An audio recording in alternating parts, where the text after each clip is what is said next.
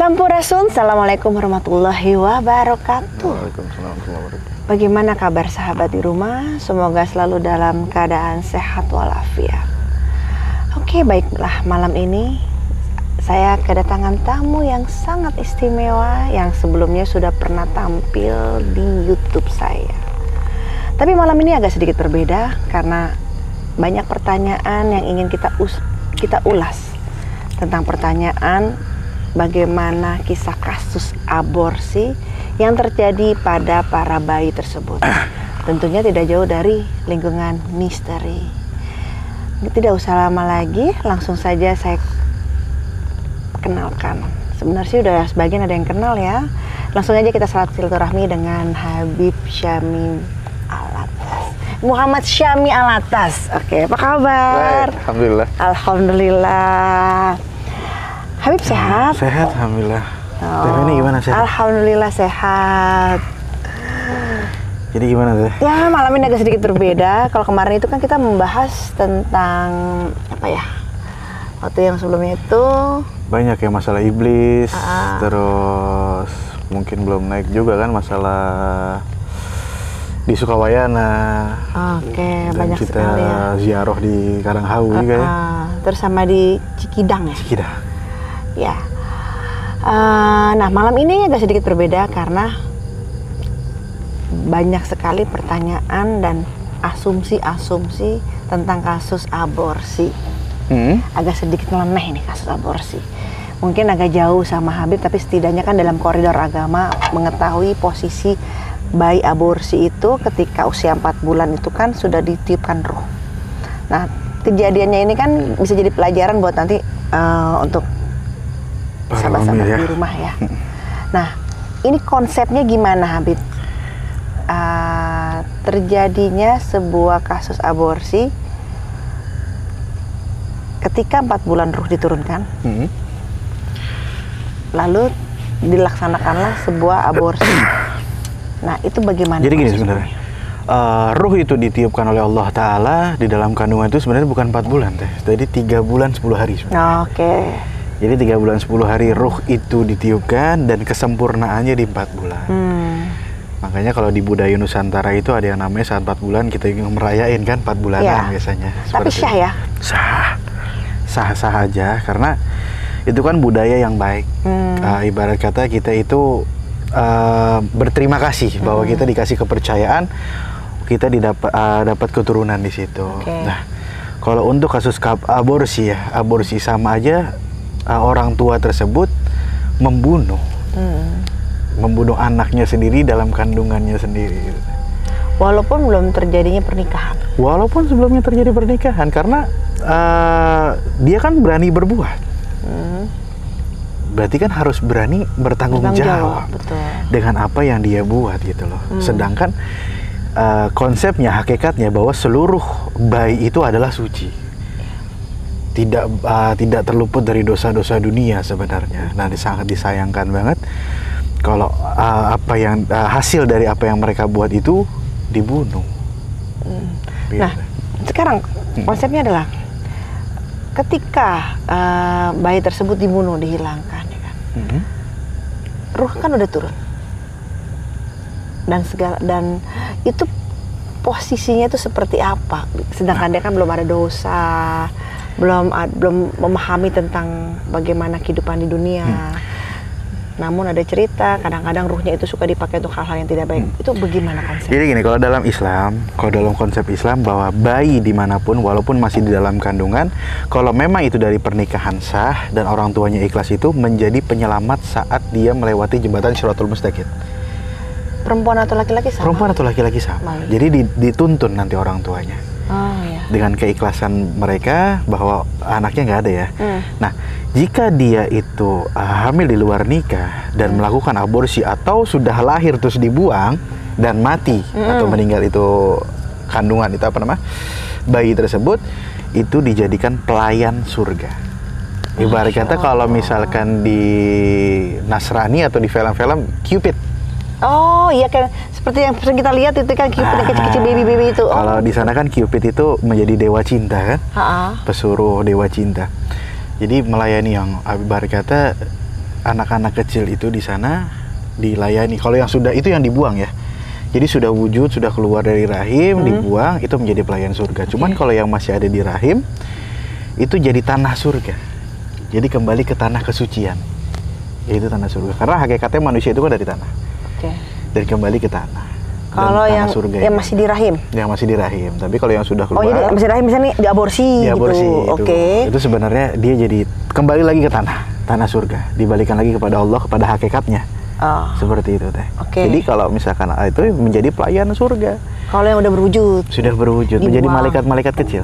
Oh ya Allah. Jadi mereka tetap di posisi yang baik ya? Di posisi yang baik, karena hakikatnya ke manusia ini kan suci. Hakikatnya manusia suci. Siapa yang buat dosa adalah bagaimana pelajaran orang tua kepada anaknya tersebut. Nah, sekarang hukumnya, apa dia akan menuntut pertanggungjawaban orang tuanya? Oh iya pasti. Walaupun dia kan belum sempat mengenal ya. Pasti. Belum tahu. Pasti. Ya belum merasakan lah kasih sayang. Sebenarnya bukan belum tahu, karena sebelum ruh itu ditiupkan ke badannya atau ke rahim atau ke tubuh syariatnya ya, itu kan kita dikasih tahu, kamu matinya ini seperti ini, jodoh kamu ini, harta kamu sekian, kamu mati di umur sekian dengan cara ini, itu sebenarnya udah dikasih tahu. Tuh. Oh, seperti itu. Orang tua kamu ini itu sebenarnya udah dikasih tahu. Cuman dalam perjalanan hidup manusia ini, walaupun dia diaborsi, dia tahu siapa orang tuanya dan dia lahir seperti apa, dia tahu. Dan itu nanti akan hisab. Ada tentu ya. Ada, pertanggungjawabannya itu ada. Dua-duanya loh. Dua-duanya, makanya sayang sekali gitu loh. Sampai itu terjadi aborsi. Nah, jadi kan kita suka pernah dengar nih, katanya anak-anak kayak gitu tuh yang kasusnya aborsi atau apa sering dipergunakan untuk hal-hal negatif ya.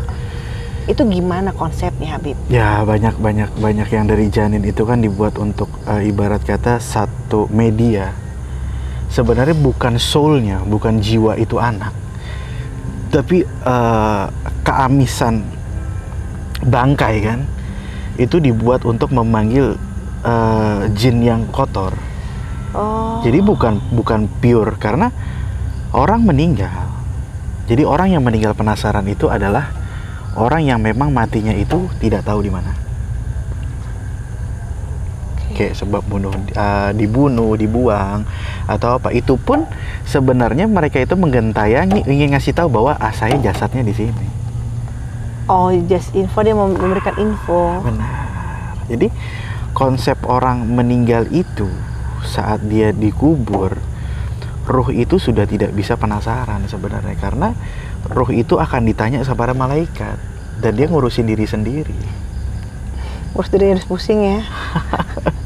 Itu karena pertanggungjawaban di situ. Nah, beda lagi dengan konsep janin itu dijadikan media untuk memanggil ruh atau jin yang jelek tadi untuk mendiami satu tempat. Jadi ibarat kata itu makanannya.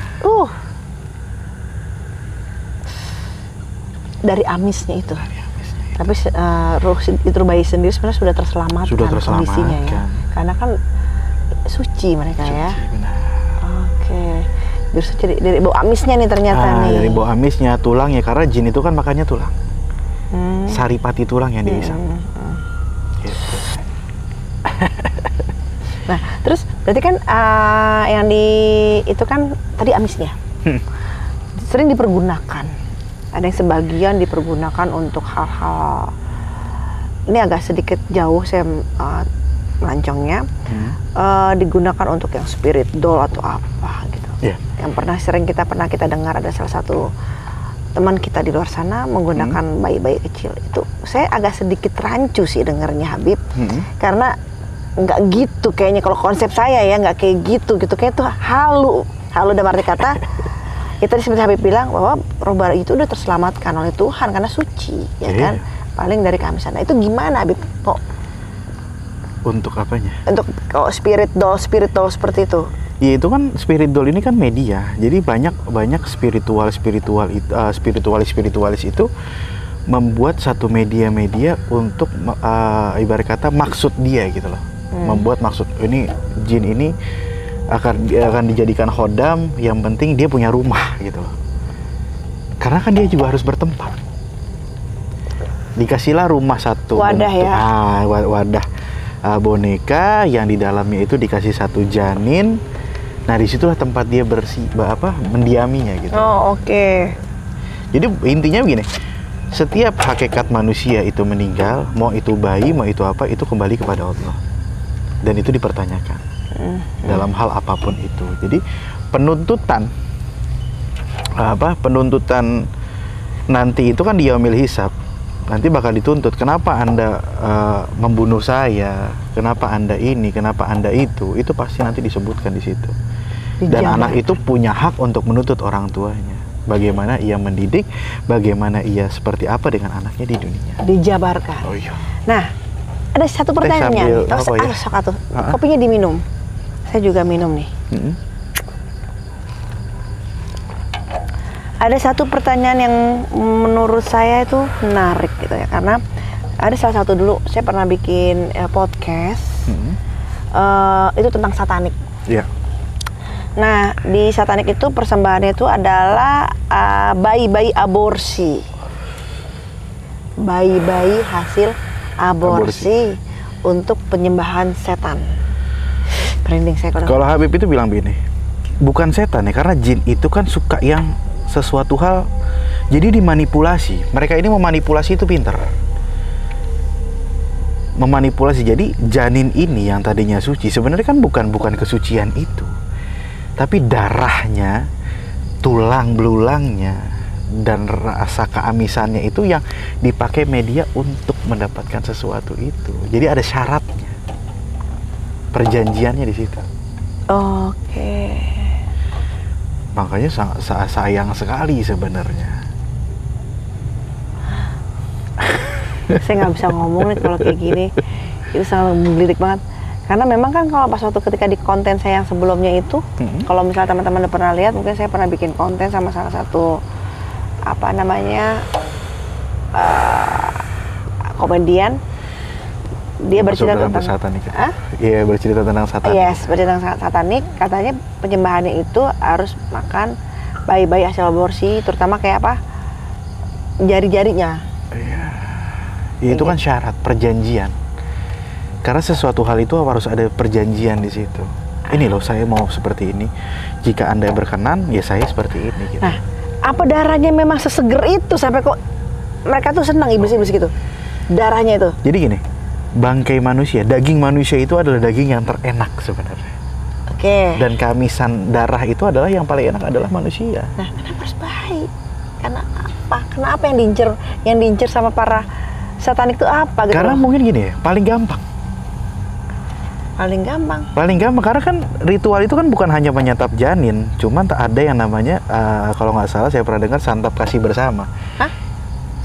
Santap kasih bersama. Dia melakukan ML di satu ruangan dan itu kan ada yang pasti ada jadi. Ya. Dan saat jadi itu dia melakukan aborsi untuk dibalikan lagi ke ritual tadi. Oke, jadi berarti memang ada perjanjian maksudnya ya. Perjanjian. Senikmat itu kah? Ya karena orang itu kan konsepnya seperti ini. Orang yang tidak, ya maaf ya, maksudnya orang yang tidak dengan agama manapun, dia tidak mempelajari agama tersebut dan dirinya itu dihasut atau diiming-imingi dengan keegoan dunia, lupa sudah.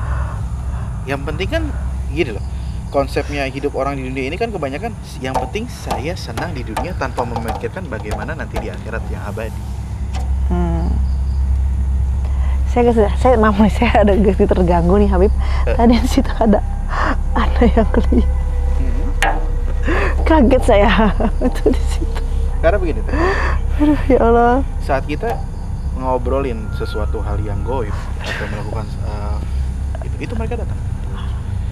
Mereka datang kemari. Jadi nggak usah heran. Cuman tapi mereka hanya melihat. Iya, tadi kan di situ tuh. Kan tadi saya madep sini, madep Habib gitu kan. Maka saya kaget gitu kan, tuh di situ tuh lihat di situ tuh. Karena ya mereka kan sama-sama kayak kita. Kepanggil ya. Apalagi kita lagi membahas sesuatu hal yang goib, mereka pasti tertarik dengan itu. Oh, connecting door-nya cepet. Iya. Oke. Nah, kita kembali lagi berarti dengan satanik, dengan apa, jamuannya bayi-bayi gitu kan. Tapi ada yang bilang gini, ya karena bayi karena masih suci. Ini lagi yang menjadi polemik bos ya. Sedangkan di versi Habib, versi Islam ya, bahwa kesucian bayi itu sudah diselamatkan oleh Allah. Bukan Islam aja sebenarnya. Bukan Islam. Bukan aja, Islam aja. Hakikat dalam setiap agama itu adalah bayi itu adalah suci. Belum terkontaminasi lah ibarat kata dengan polisi-polisi hitam di dunia. Iya. Dengan polemik-polemik di dunia ini. Oke, berarti kan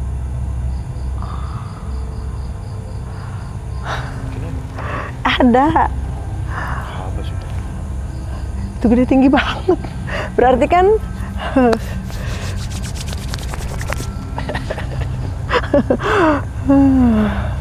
Gak masalah itu. ya berarti kan saya jadi nggak bisa ngomong ini karena jelas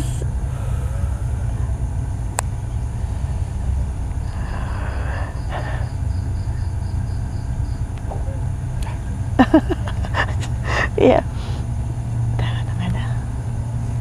Jadi berarti kan konsepnya itu sebenarnya bukan istilah kenapa makan bayi, makan apa tulang-tulang bayi janin itu karena istilah suci, bukan itu.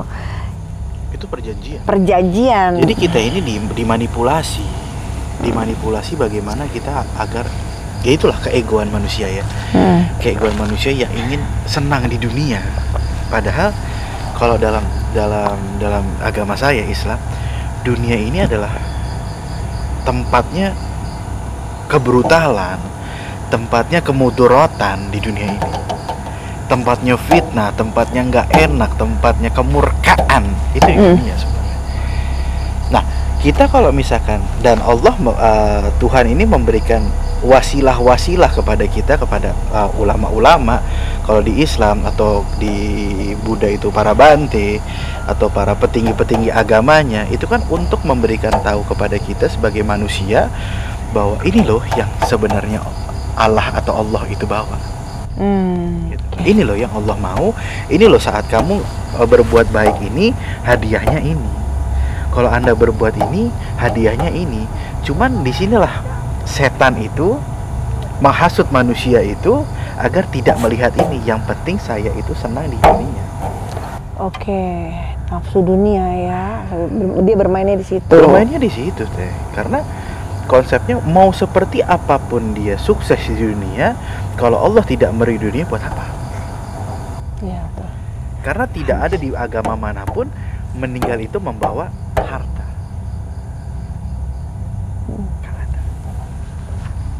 Betul. Seperti itu. Konsepnya seperti itu, sahabat. Iya. Dan kalau orang yang melakukan aborsi itu sudah dosa besar, sama seperti membunuh. Hukumannya apa, Habib? Ya wallahu a'lam, hukumannya ya neraka sebenarnya. Udah Cuman jelas. biasanya orang yang sudah melakukan aborsi itu hidupnya tidak tenang. Pasti. Karena terus terpikir. Secara psikologi pun kena ya. Secara psikologi, secara agama juga Ya, seperti itu. kena. Makanya kasihan. Sekarang konsep-konsep anak muda di zaman sekarang itu kan terlibat dengan nafsu, terlibat dengan apa yang ia makan, terlibat apa yang dia lihat visual di media sosial dengan begitu gampangnya, tanpa didasari dengan orang tuanya memberikan dasar-dasar agama yang baik, akhirnya terlelaplah di dunia. Aduh, itulah pentingnya tauhid ya. Karena ya kata musisi besar kita kan, dunia adalah panggung sandiwara. Dunia ini ada lagunya, ya kan? Makanya cerita tentang satanik seperti itu. Terus memang selalu nggak, kalau membicara tentang persembahan itu sebenarnya kejadian kalau kita sugih juga sama ya. Konsepnya sama. Kalau konsepnya sama ini ya. kan dibuat modernisasi. Namanya dibikin keren lah ya. Namanya dibikin keren. Cuman kan kalau di Nusantara ini kan namanya pesugihan. Oke, baik. Ini pembunuhan secara aborsi. Nah, ini masih mencakup persoalan-persoalan pembunuhan untuk anak-anak kecil. Kalau kita pesugihan, kita pernah dengar persoalan anaknya tuh ditumbalin. Nah, itu konsepnya gimana? Jadi ada satu sama sebenarnya perjanjian. Jadi yang paling cepat untuk mendapatkan hasil itu adalah anaknya sendiri. Ditumbalkan. Nah, kan anak itu kan, apalagi anak-anak yang diminta anak kecil kan masih cuci juga. Hidup. Jadi konsepnya begini teh. Ini kan perjanjian. Jadi bagaimana kita ini dituntut untuk membunuh darah kita sendiri, ya kan? Itu kan untuk kepuasan mereka. Wah, gue berhasil nih buat orang ini ngikutin gue. Iya. Dan gue kasih hasil. Bukan anak itu diambil dia, enggak. Cuma perbuatannya dia ini. Nah, gue sekarang ngasih lu dunia sekarang, tapi nantinya lo yang bakal jadi pesuruh saya. Gak enak banget lu guys. Meninggal di dunia nggak bagi-bagi banget, meninggal jadi apa? Jadi pesuruhnya. Jadi pesuruhnya, jadi orang yang pesugihan itu. Kalau saya yang belajar ya, saya dapat konsep orang yang melakukan pesugihan matinya sebelum dirinya itu ditakdirkan untuk mati. Matinya sebelum ditakdirkan waktunya untuk mati. Jadi ruhnya itu diambil dan dijadi pesuruh atau khodamnya jin tersebut. Baru udah disiksa sama jin tersebut. Saat sudah waktunya diambil lagi oleh malaikat, ditanya oleh malaikat, disiksa lagi oleh malaikat. Dan konsepnya satu dosa yang tidak bisa dimaafkan oleh Allah Ta'ala adalah menduakan Allah. Ya sudah, masuk. Bye. Udah nggak ada pertanyaan lagi, langsung. Oke, berarti tetap si bayi tersebut ya selamat ya, si anak-anak yang ditumbalkan itu selamat ya. Andai pun ada nih Habib, misalnya kita lagi kayak ekspor nih, tiba-tiba ada anak kecil ketika ekspor. Jin itu beranak. Jin kan? Hah? Jin itu beranak pinak sama kayak kita. Iya, berarti berkeluarga lah intinya seperti itu. Berarti kan belum tentu anak tersebut yang melakukan yang kecelakaan atau gimana segala macam kan. Jin dari anak-anak itu tersebut. Korin. Oke, tuh seperti itu. Korin. Jadi korin. Jadi setiap manusia itu punya korin. Setiap manusia itu punya korin. Nah, saat kita meninggal, nah korin itu yang menyerupai kita. Saat kita meninggal ya. Berarti setiap manusia kodratnya mempunyai korin. Semua. Dan wujudnya sama seperti kita. Sama seperti kita berarti ya. Oke. Kalau dia kembar sama juga. Sama. Jin pendamping lah. Nah, jin pendamping ini kan mengikuti kita. Ada yang disebut pribadi tinggi. Kalau dalam spiritualis itu ada yang namanya pribadi tinggi. Dan pribadi tinggi ini berbentuk apapun. Ada yang macan. Beda sama khodam ya. Pribadi tinggi itu memang punya kita sendiri, yaitu korin. Dan itu berbentuk apa-apa. Tuh sejatinya sama seperti kita. Ada yang berbentuk apa aja? Ya banyak. Macan, ular, tergantung apa yang mereka mau gitu. Oke, seperti itu. Enak kan cerita sama Habib kan? Habib Muhammad Syami Alatas, jangan lupa di follow untuk IG-nya. Tapi nanti next ke depan Habib Syami akan sering kolaborasi dengan saya membahas tentang kisah-kisah yang misteri, kisah-kisah yang tabu, fenomenal, dan istilahnya kisah-kisah apa yang Habib dengan bahasanya Habib itu kalau kita membahas tentang ilmu-ilmu di luar negeri itu konspirasi gitu. Konspirasi dunia. Konspirasi dunia ya. Kita bahas. Sebelumnya kan belum tampil saya yang kita di Pelabuhan Ratu itu yang tentang konspirasi Klub 27 itu. Ya, nggak jauh-jauh dari kehidupan sembah setan. Ya. Jangan nyembah setan atuh.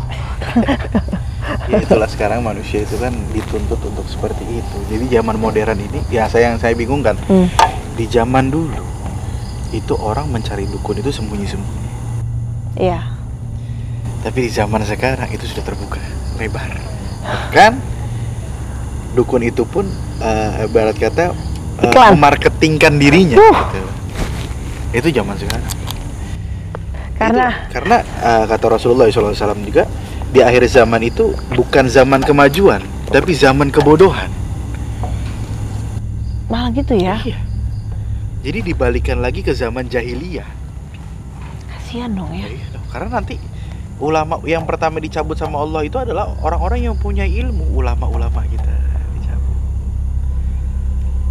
Aduh. Terus keturunan-keturunan Rasulullah, yaitu para habaib atau syarifah itu dicabut. Berarti kalau yang jahat punya umur. Biasanya seperti itu. Aduh. Bukan mesti gitu. Ada konsep. Sedih banget dong dunia. Kalau orang-orang beriman berulang duluan, terus orang-orang yang justru seperti itu malah panjang umur. Ini banyak orang ngomong, banyak konsep orang ngomong, orang yang jahat itu umurnya dipanjangin. Di satu sisi ada dua versi. Satu sisi Allah itu baik, menunggu dia untuk bertobat. Betapa mulianya Allah ya, sayang dengan kita. Tapi ditunggunya. Ada lagi versi kedua, yaitu Allah memberikan semuanya biar nanti tidak ada hutang saat mereka meninggal. Jadi udah ibarat kata masuk neraka tanpa assalamualaikum sudah plong. Ya Tuhan. Jadi namanya istrijal.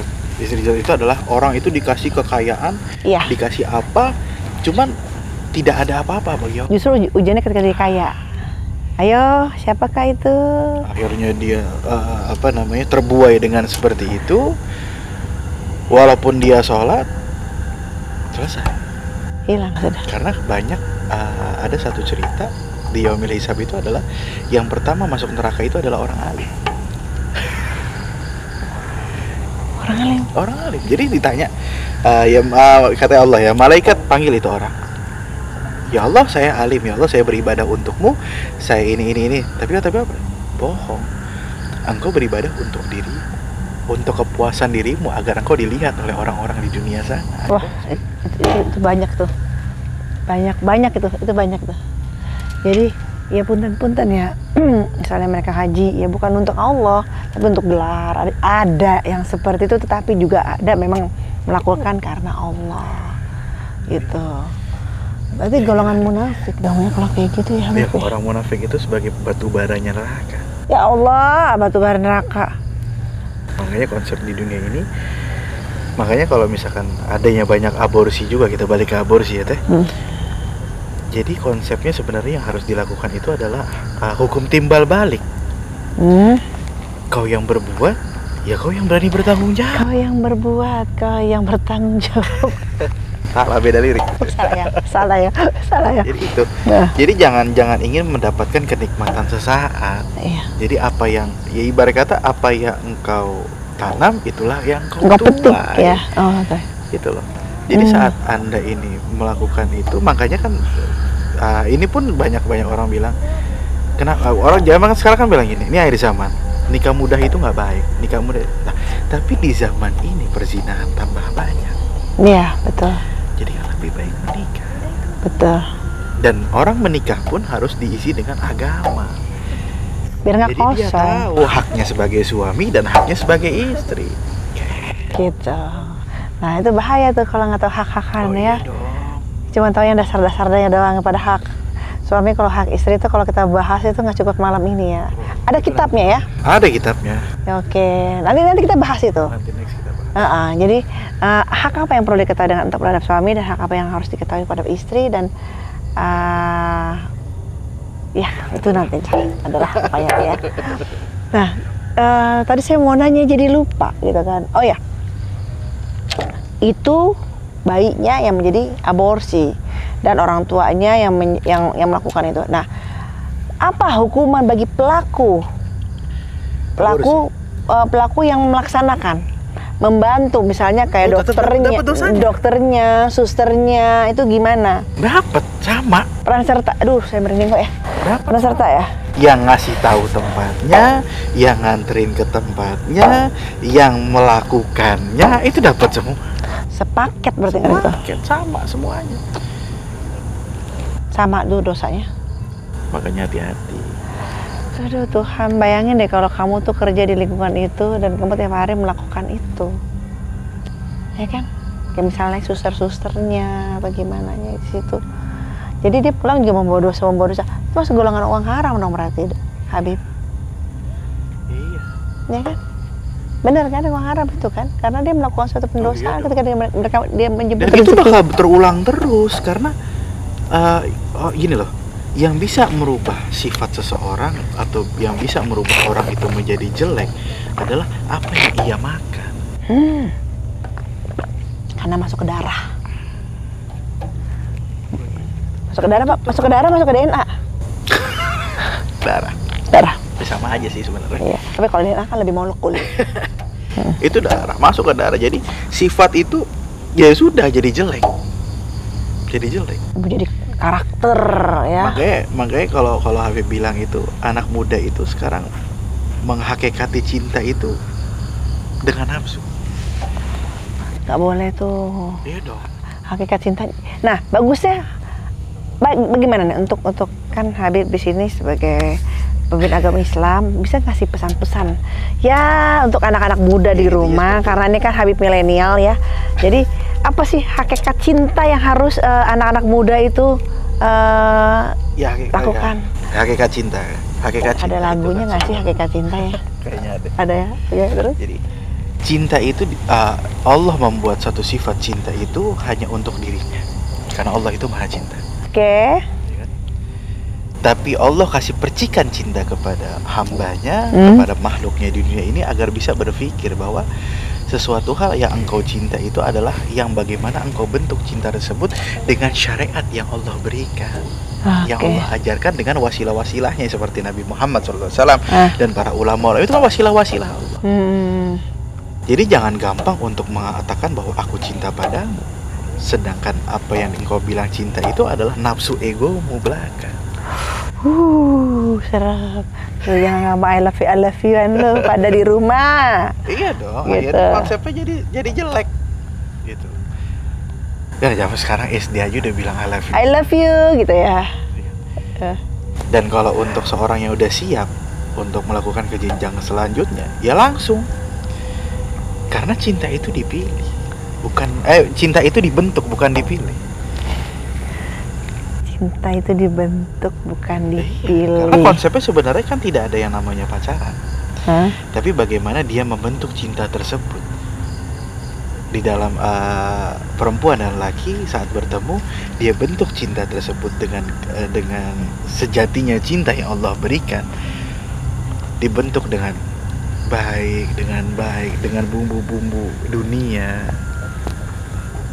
Jadi dia bakal kuat di situ. Tapi kalau misalkan konsep ini orang yang bilang cinta itu dipilih, berarti kalau saat dia mendapat yang bagus dan nantinya ada yang lebih bagus, pasti dia yang lebih bagus dong. Ibarat kata kayak HP. Iya.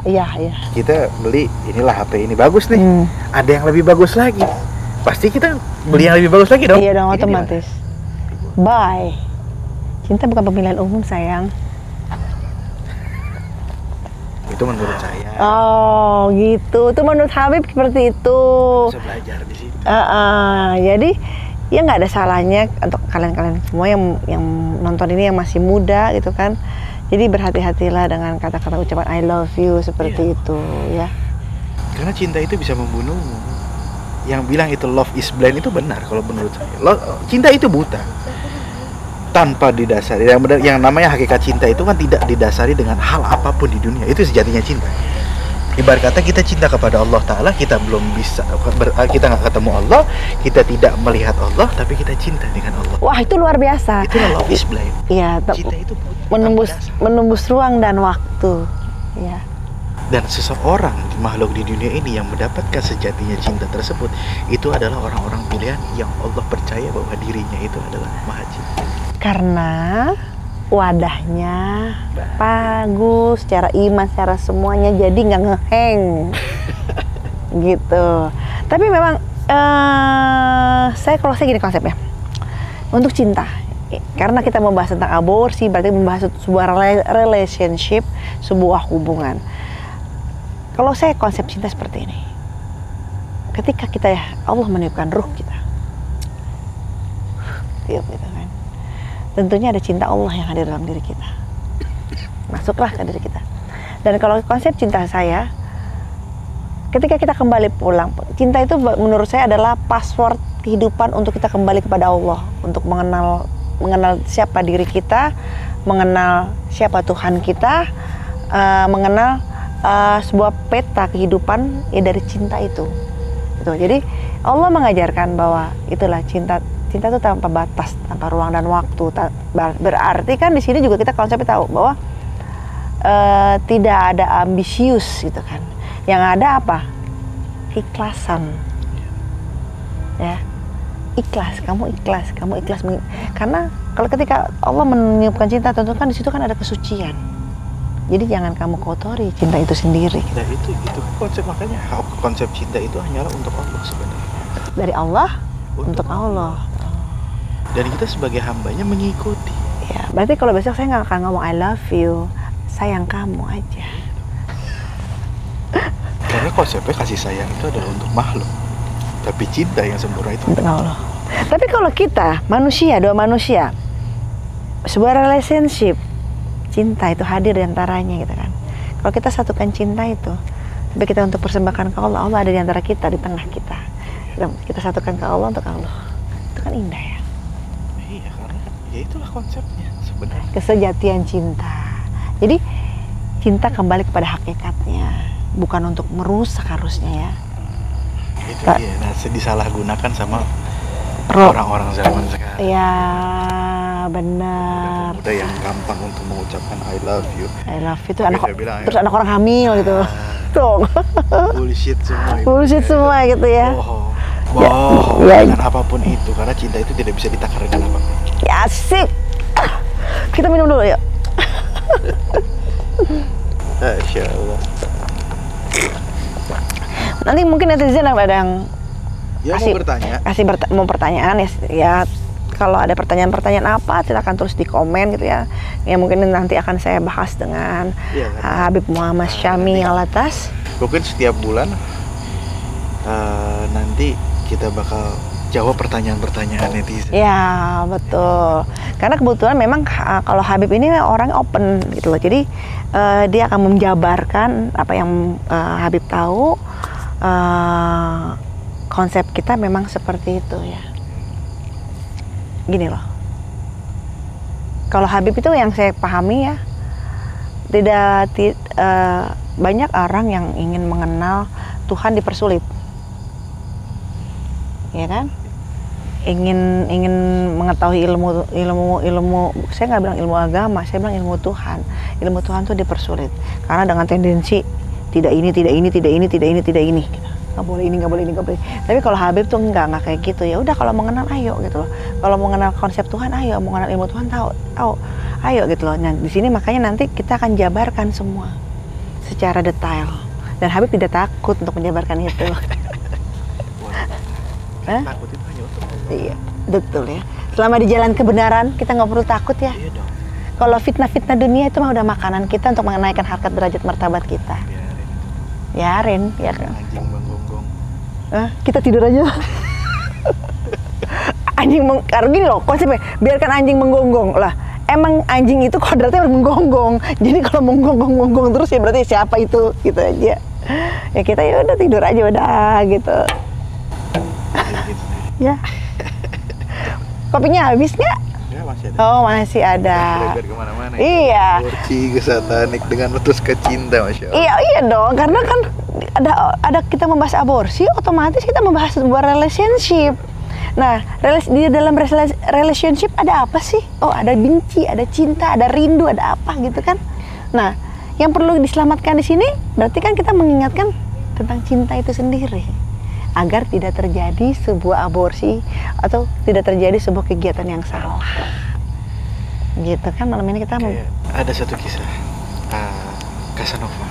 Casanova itu kan satu istilah orang, ibarat kata orang ini playboy. Oke. Dia gampang untuk menaklukkan seorang wanita.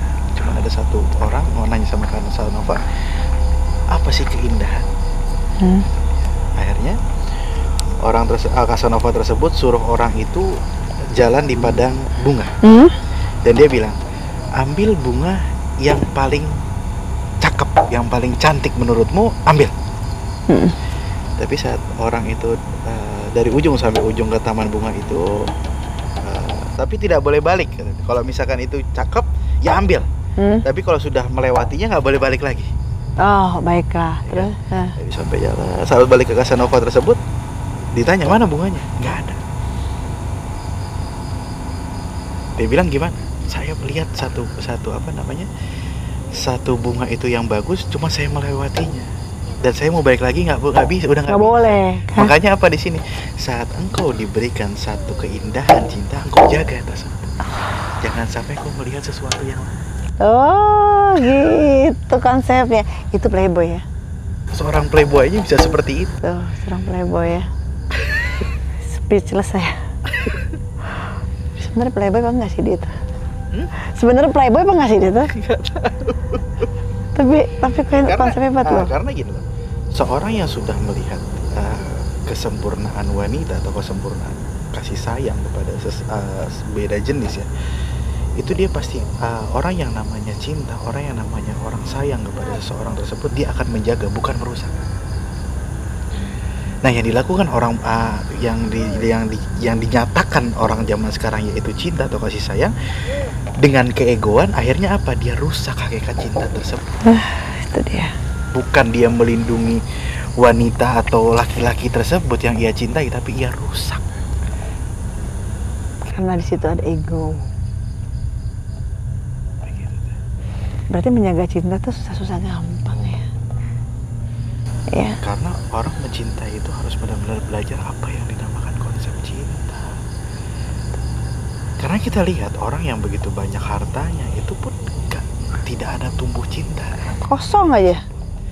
Tapi kita lihat orang-orang yang lain, yang ibarat kata maaf, yang tarafnya di bawah, cuman dia harmonis dalam keluarganya tersebut. Itulah dipupuk cintanya tersebut karena Allah Ta'ala. Masya Allah. Jadi itu seperti itu konsep cinta. Tuh kan, kita malam ini dari Abu Ursi kan membahas konsep cinta. Jadi nggak ada salahnya di sinilah, makanya kita ada yang bisa kita ambil pelajaran gitu ya, antara cinta, bagaimana sih konsep cinta itu di pandangan agama Islam ataupun di pandangan agama lah. Seperti inilah sebenarnya sesungguhnya. Jadi berhati-hatilah dalam mencintai. Jadi jangan memaknai cinta. Jangan sampai keluar dari koridornya. Jadi biarkanlah cinta itu tumbuh dengan kesejatiannya, dengan keindahannya. Gitu. Jangan kamu kotori dengan hal-hal yang dapat merusak cinta itu sendiri. Pesannya seperti itu. Ada pesan lagi, Habib? Ya, kalau pesan saya sih, ya itulah, jangan sampai salah mengartikan makna cinta. Ada lagunya nggak? Makna cinta ada lagunya. Kalau Habib gitu ngomong jadi harus ada lagunya nggak? Ada ya? Tadi kita searching. Kita searching ya, apa sih arti makna cinta? Emang ada? Adanya hakikat cinta. Itu nyanyi Glenn Fredly itu. Hikayat cinta. Oke, baiklah, sudah makin malam nih. Penutupnya adalah cinta. Pembukanya aborsi. Jadi dari semua pembahasan malam kita malam ini semoga dapat menjadi pembelajaran untuk sahabat-sahabat di rumah agar tidak tersesat oleh cinta itu sendiri. Cinta itu adalah sebuah misteri. Ya, setuju kan? Setuju. Ya. Oke, Pak Habib, terima kasih banyak ya. Sampai bertemu lagi di pembahasan kita selanjutnya dan semoga tidak bosan untuk membahas kepada sahabat-sahabat di rumah. Oke, sahabat-sahabat, sudah malam dan saya bersama Habib Muhammad Syami Alatas segera pamit. Bila ada pertanyaan-pertanyaan yang ingin kita bahas, silakan tulis di komen. Ya. Jangan lupa share juga. Jangan lupa di share, like, dan subscribe. Dan follow-nya, IG-nya Habib itu, silakan Habib. Muhammad_Syami_Alatas. Nah, follow jangan lupa, dan untuk IG saya juga jangan lupa di SRS. Oke, sampai jumpa lagi. Salam sehat selalu dan selamat malam dan sampai jumpa lagi. Salam bahagia, sampurasun. Assalamualaikum warahmatullahi wabarakatuh.